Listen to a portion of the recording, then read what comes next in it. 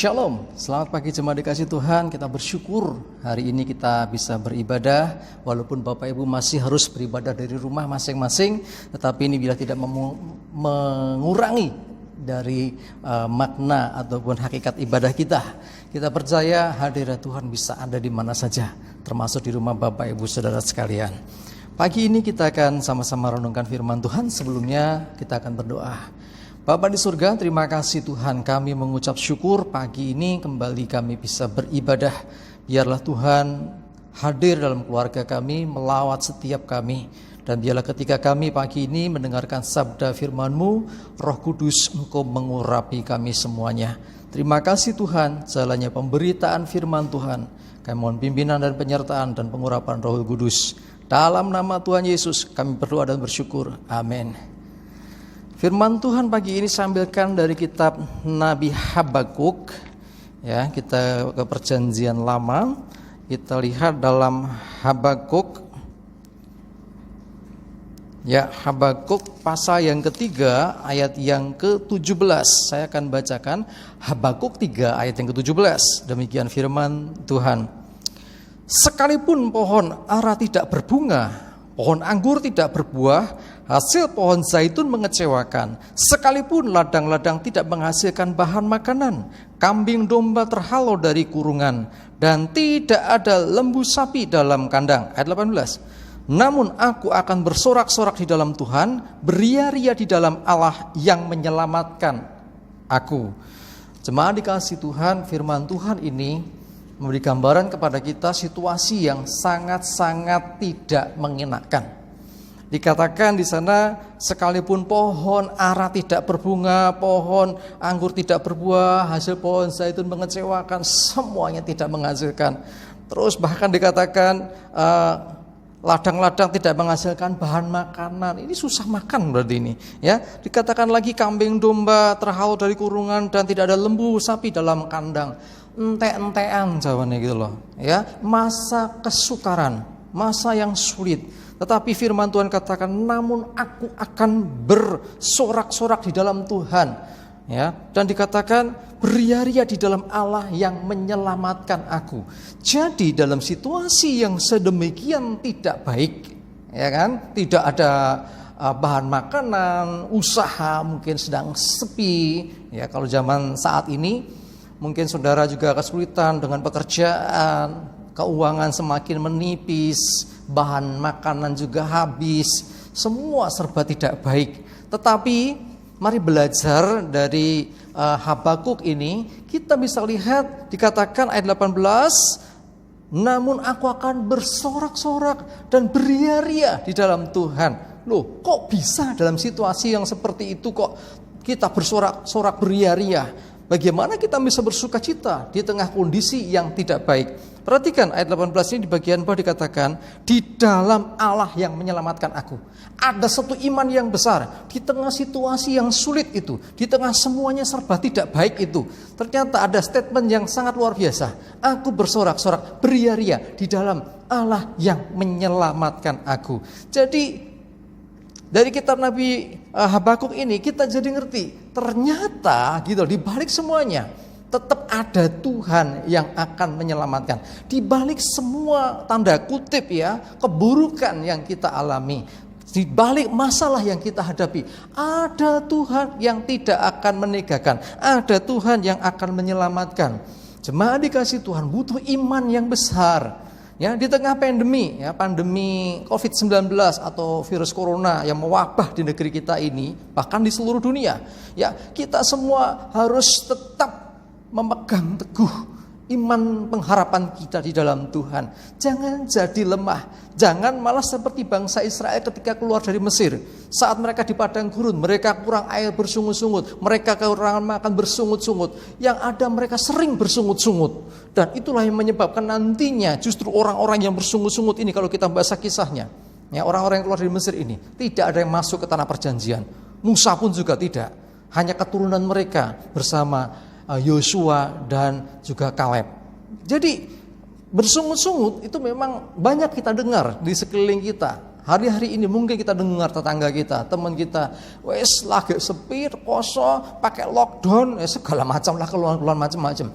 Saya mau beritahu Bapak Ibu Saudara, kita orang-orang yang berbeda.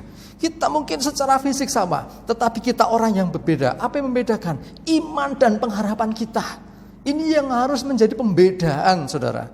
Jadi di dalam Matius 7 ayat 24 sampai 27, saya akan bacakan secara cepat saja. Ya, Matius pasal yang ke-7 ayatnya yang ke-24 sampai yang ke-27. Ya, saya bacakan.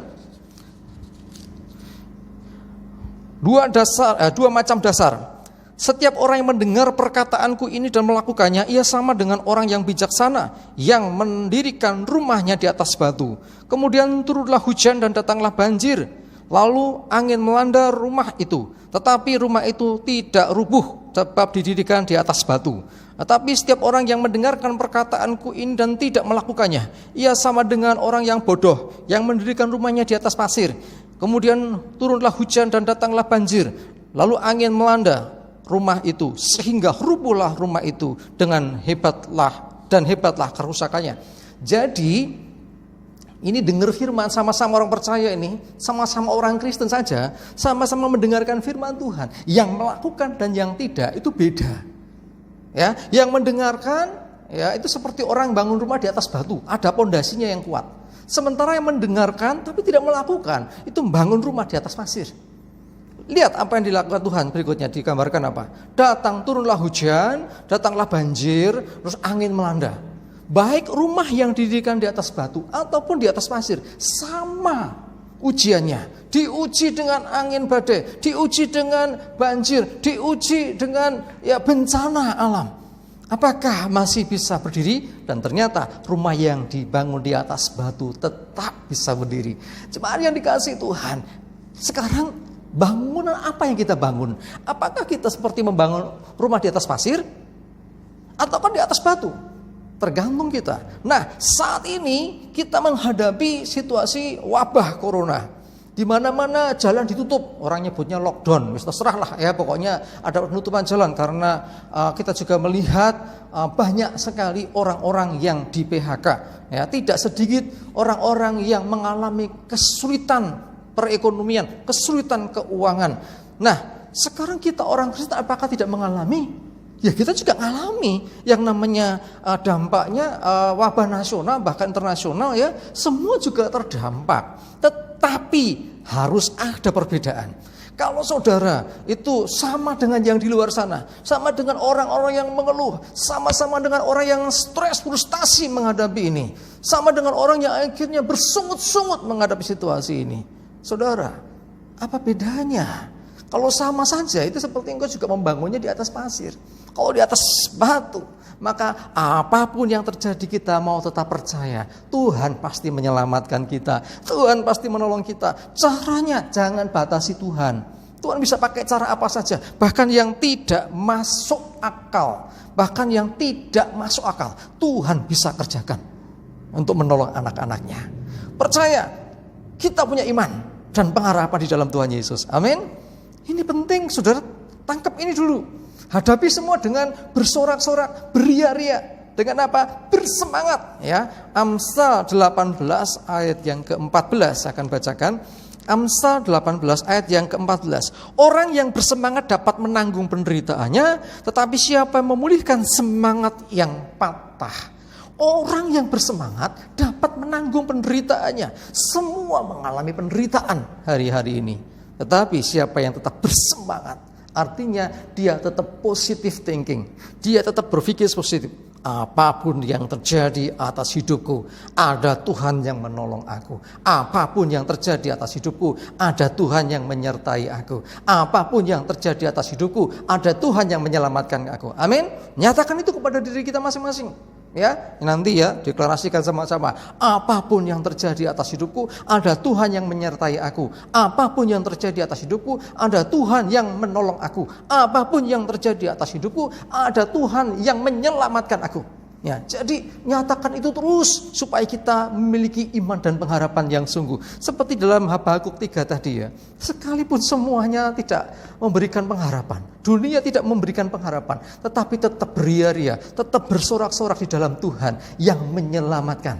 Ya, proses penyelamatan Tuhan kita nggak pernah bisa tahu. Jalan Tuhan bukan jalan kita, tapi pasti baik buat kita. Amin.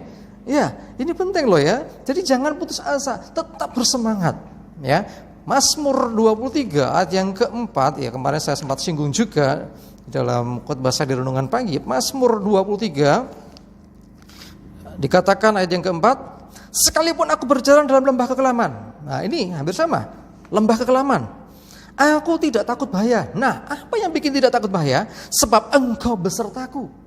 Tuhan besertaku. Lalu apa? Gadamu dan tongkatmu itulah yang menghibur aku. Jadi ada perlindungan Tuhan, ada penyertaan Tuhan. Di tengah COVID-19 ada pemeliharaan Tuhan. Nah dipelihara Tuhan gak mungkin kita akan mati kelaparan. Kalau dipelihara Tuhan gak mungkin kita menderita sampai kita gak bisa bangun, sampai kita mengalami kesengsaraan yang sedemikian hebatnya. Ya, asal engkau percaya Tuhan bisa kirim burung gagak. Ini yang dialami Elia ya. Burung gagak aja diperintah Tuhan untuk memberi makan Elia kok. Ya, kenapa nggak kirim manusia atau apa? Suka-sukanya Tuhan, ya kan? Nah, Bapak Ibu sudah dikasih Tuhan. Apapun kondisimu saat ini, pergumulan apapun yang kamu hadapi saat ini. Ya, kalau masalah kita nggak bisa ibadah bareng-bareng, ya ini pergumulan kita bersama. Pergumulanmu di rumah, ya. Bagaimana dengan pekerjaanmu? Bagaimana dengan perekonomianmu? Bagaimana dengan masalah penghidupanmu? Saudara, mari andalkan Tuhan. Percayalah Dia Tuhan yang tidak akan meninggalkan anak-anaknya. Amin. Ini loh, Habakuk luar biasa sekali loh. Kondisi sudah kayak gitu, dia tidak bersungut-sungut, dia tidak menyangkali Tuhan, ya, dia tidak meninggalkan Tuhan, dia tidak menyalahkan Tuhan. Tuhan, kenapa kau izinkan keadaan ini? Enggak.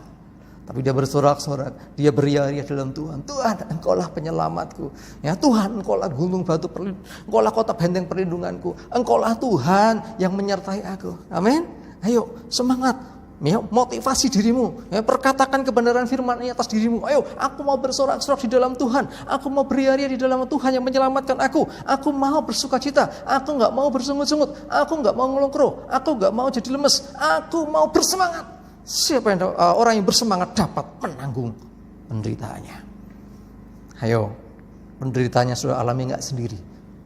Orang lain juga mengalami. Seperti di perumpamaan Tuhan Yesus bangun rumah. Hujan, badai, angin datang. Baik atas rumah yang dibangun di atas pasir ataupun rumah yang dibangun di atas pondasi batu. Baik orang percaya ataupun tidak percaya, hari-hari ini mengalami situasi badai yang sama, wabah corona. Dampaknya bukan masalah wabahnya yang merebak, tetapi juga dampak ekonomi saat ini, ya kan? Kita jadi kesulitan kerjaan, ya, penghasilan berkurang, belum lagi ditambah keamanan sekarang yang memprihatinkan. Makanya dari banyak tempat jalan ditutup. Malam sekarang mulai ada lagi pos kamling, sis kamling ya diaktifkan kembali. Nah, jadi Bapak Ibu, saudaraku yang dikasihi Tuhan, sekarang saatnya ada pembedaan. Orang-orang yang punya Tuhan dengan orang-orang yang tidak punya Tuhan. Orang-orang yang percaya kepada Tuhan dengan orang-orang yang tidak percaya kepada Tuhan. Orang-orang yang Kristennya sungguh-sungguh dengan orang-orang yang Kristennya cuma di KTP. Orang-orang yang sungguh-sungguh percaya kepada Tuhan Yesus atau sekedar aku tahu Tuhan Yesus. Orang-orang yang menyatakan diri sebagai anak-anak Tuhan ataukah memang dia cuma sekedar aku kan wis Kristen. Ini akan ada pembedaan, ya. Jadi nggak ada alasan sekarang, nggak iso kebaktian, aku sekarang nggak ibadah lagi. Nggak ada alasan, nggak komsel lagi. Nggak ada alasan, nggak bisa doa lagi. Ya, kadang-kadang miris ya. Di saat kita masih bisa ibadah bersama-sama, jarang datang. Ya kita sering dengar ceritanya ya. Begitu nggak bisa ibadah sama-sama karena harus ada social distancing, ya. Apa yang terjadi kemudian? Wah, sekarang nggak bisa ibadah, sok-sokan, sok-sokan dulu aja, nggak mau sekarang merasa bahwa kita dirugikan nggak bisa ibadah. Nggak usah begitu, saudara. Ya, saya tahu maksud pemerintah baik. Ya, dia ingin supaya kita semua selamat, itu yang jelas. Hal yang lain supaya apa? Wabah ini segera bisa ditangani dan diatasi. Cuma dikasih Tuhan, ada kelakar orang, gojekan orang. Ya, karena orang sering ngomong hidup mati di tangan Tuhan. Ngapain kita takut? Apalagi untuk ibadah. Itu kalau memang jatahnya meninggal karena corona, yus diterima saja. Kalau enggak kehendak Tuhan untuk itu kita enggak akan kena. Ya, oke sih. Seakan-akan benar, tetapi menurut saya kurang bijaksana.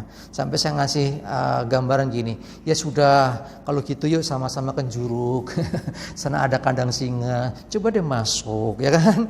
Ya, kalau singanya nanti memang kehendak Tuhan nggak makan, kita nggak akan dimakan. Berani? Nggak, saya coba-coba gitu. Ya, karena itu yang terpenting adalah sekarang bijaksana. Ya, tidak ibadah bersama-sama bukan berarti tidak bisa beribadah, saudaraku. Firman Allah berkata, di mana 2-3 orang berkumpul dalam nama-Ku, Aku hadir di tengah-tengah mereka. Bersama dengan keluargamu, ibadah, Tuhan juga hadir.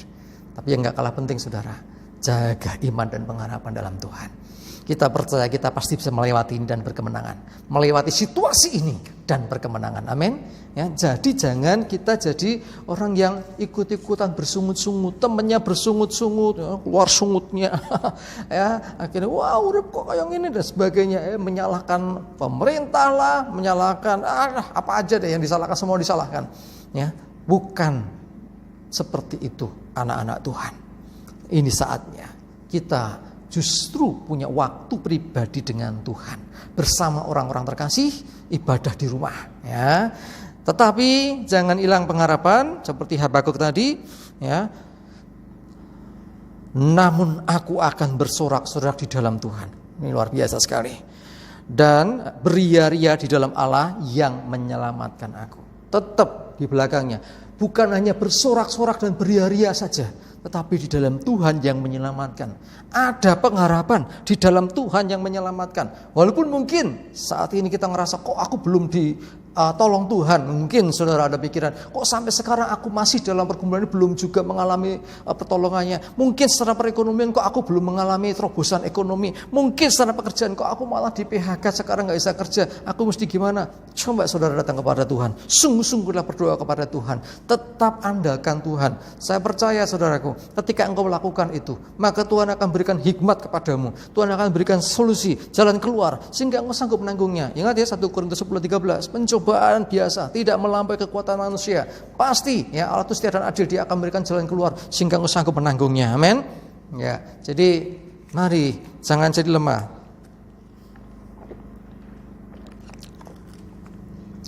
Di Mazmur 23 tadi dikatakan, sekalipun aku berjalan dalam lembah kekelaman.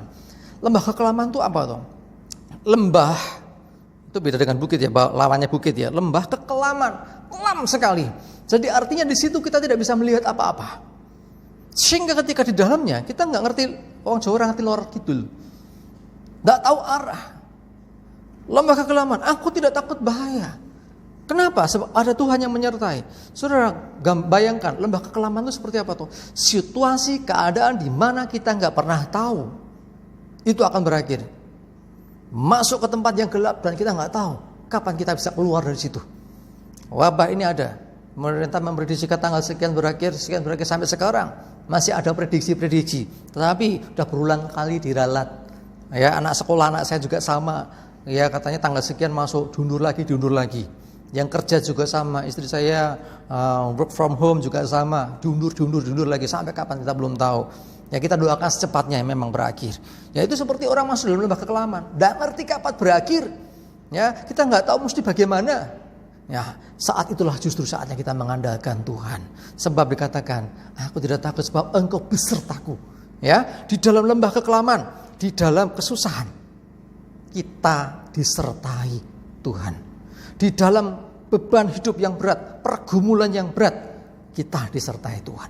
Asal disertai Tuhan, apapun yang terjadi, kita pasti selamat. Asal disertai Tuhan, apapun yang terjadi, kita pasti tolongnya. Di lembah kekelaman, enggak tahu apa-apa, enggak tahu harus bagaimana. Ya, pampangannya bahkan kiawan apa bengi ra ngerti. Ya, lembah kekelaman gelap sekali. Ya, tetapi kalau percaya sama Tuhan, pasti ditolong. Dan pertolongannya tidak pernah terlambat atas hidup kita. Amin. Yuk kita kembali pegang janji Tuhan ini. Kembali nyatakan kepada diri kita masing-masing. Aku percaya akan penyertaannya. Aku percaya akan perlindungannya. Aku percaya akan keselamatan yang daripadanya. Aku percaya Tuhan memberkati. Amin. Ya, jadi kita nggak akan berkekurangan. Kita tidak akan mengalami jatuh sampai tergeletak seperti saya sharingkan beberapa hari yang lalu tentang Tuhan adalah gembala yang baik. Ya, tidak kekurangan. Tuhan menolong, Tuhan menyertai. Kenyataannya begini, ingat, kenyataan bukan Tuhan. Tuhan itu firman Allah yang hidup, yaitu Yesus Kristus. Ketika kau pegang janji firman-Nya, berarti kau mengandalkan Dia, maka pertolongan pasti akan datang. Sekali lagi, jangan andalkan pikiranmu sendiri, jangan andalkan kekuatanmu sendiri. Karena firman Tuhan juga katakan apa yang gak pernah dilihat mata, gak pernah didengar telinga, gak pernah timbul dalam hati, semua disediakan oleh Tuhan bagi orang-orang yang mengasihi Dia, yang terpanggil sesuai dengan rencananya. Luar biasa kan? Jadi intinya kita dengan Tuhan, kualitas keimanan kita, kualitas relation kita, hubungan kita dengan Tuhan. Waktu-waktu ini, hari-hari ini mari kita tingkatkan. Lebih lagi beri waktu untuk engkau berduaan dengan Tuhan istilahnya. Saya pakai istilah berduaan, ya keintiman dengan Tuhan. Beri waktu untuk engkau ngobrol dengan Tuhan, hati ke hati Tuhan. Ini hidupku, ya. Seringkali kita, Tuhan aku minta ini, aku minta itu. Ya sampaikan kemarin, ya, bahwa kita saatnya naik ke next level. Bukan lagi aku minta, tapi Tuhan, Engkau ingin aku buat apa? Tuhan, Engkau inginkan aku kerjakan apa? Aku harus bagaimana untuk menyenangkan hati Tuhan? Itu yang lebih penting saat ini. Amin.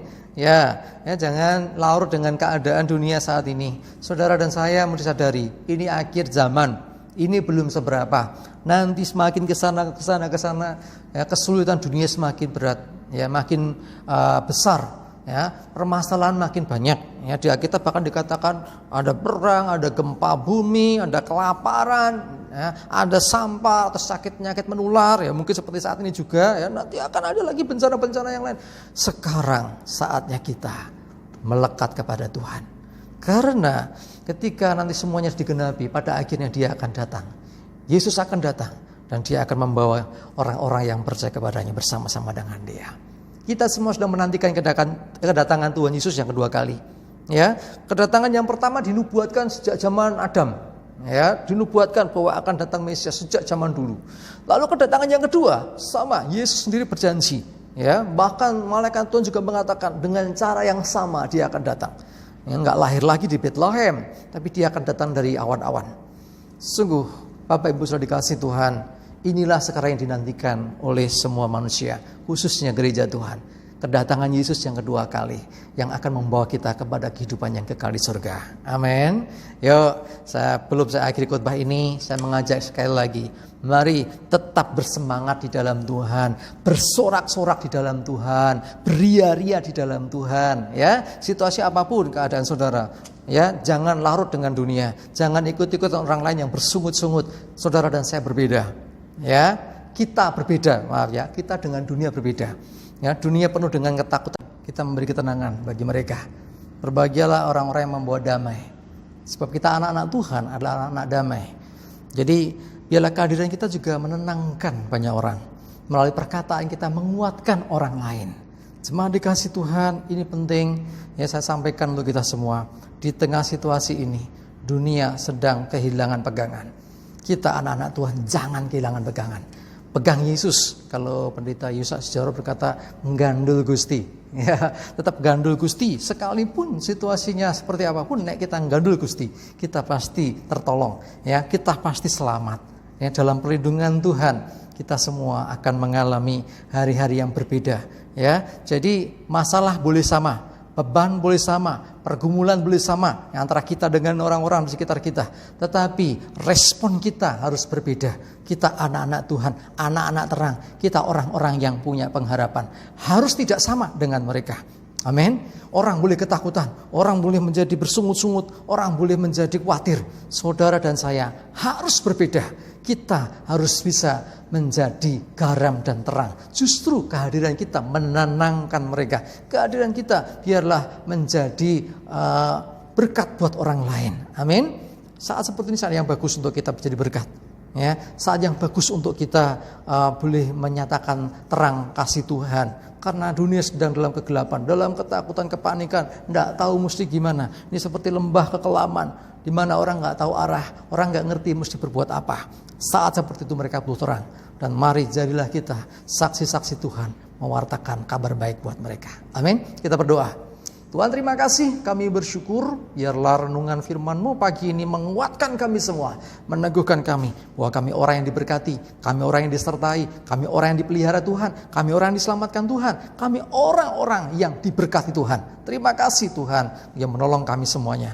Berdoa untuk pemerintahan negeri kami, juga Tuhan lindungi, Tuhan beri hikmat untuk Presiden Joko Widodo, untuk Pak Ma'ruf, amin.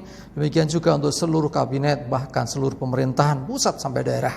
Berkati tim medis yang berupaya untuk menolong setiap pasien. Berkati juga tentunya untuk setiap pasien. Berikan mereka iman dan pengharapan. Mengalami perjumpaan dengan Engkau yang menyelamatkan hidup mereka. Terima kasih Tuhan. Yang berdoa untuk seluruh umat-Mu dimanapun berada. Mereka juga terdampak baik secara ekonomi, keuangan, dan juga hal-hal yang lain. Tapi kami percaya Engkau tidak meninggalkan.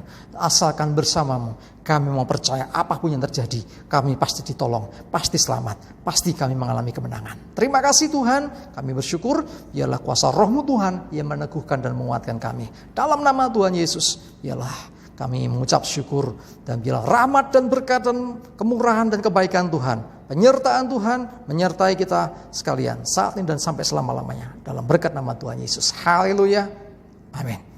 Jemaat dikasih Tuhan, ayo tetap semangat ya. Jangan ngelukro, jangan bersungut-sungut, jangan sama dengan dunia. Kita berbeda. Tuhan Yesus berkati kita semua. Amin.